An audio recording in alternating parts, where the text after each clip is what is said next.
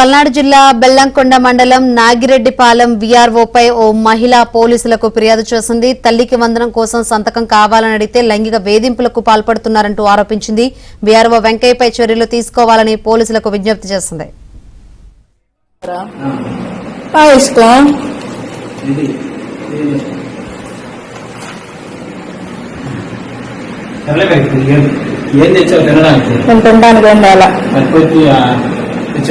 నాకేమొద్దు. ఈ ముఖమంటారు పెట్టద్దు, నేను పోయి తీసుకొస్తా, తిను, లేదు తెచ్చుకుంటే తిను, ఓకేనా? ఏం కావాలి చెప్పు. పాల్పడుతున్నారంటూ ఆరోపించింది.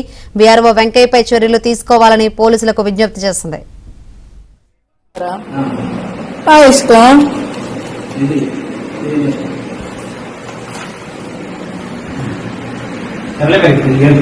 ఏం తెచ్చావు తినడానికి? నేను తినడానికి ఏం తేలా. తెచ్చినా నాకేమొద్దు. ఈ ముఖమంటారు పెట్టద్దు, నేను పోయి తీసుకొస్తా, తిను, లేదు తెచ్చుకుంటే తిను, ఓకేనా?